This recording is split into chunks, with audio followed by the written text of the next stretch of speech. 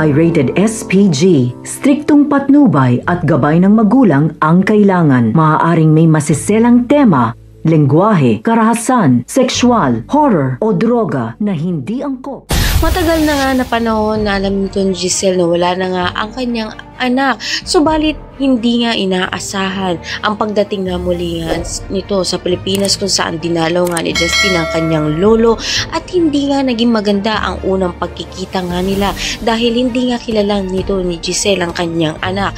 Dito na nga sinabi nito ni Eric ang katotohanan ito nga ang kanyang anak, kaya naman napaiyak, napaluha na lang ito dahil na nga rin hindi nga niya inaasahan na makakaharap nga niya ng personal ang kanyang anak na may galit nga sa kanya. Kaya naman matapos nga ito ay humingi siya ng tulong dito nga kay Eric na kunin nga muli ang loob nga nito at babawi nga siya. Subalit hindi nga siya matulungan ni Eric dahil malalim nga pinanghuhugutan galit nga nito ni Justin dito nga kay Giselle at makikipagkita nga ito nga si Giselle kay Justin upang subukan na kunin ang loob nga nito. Subalit matigas pa rin ang puso nga nito at galit pa rin siya. Abangan nga natin kung makukuha pa nga ba nito ni Giselle ang loob nga nito ni Justin kabila nga ng ginawa nga nito dati sa kanya ng abanduhin relasyon nito. Kaya naman pakatutukan natin yan. Maraming salamat sa inyo.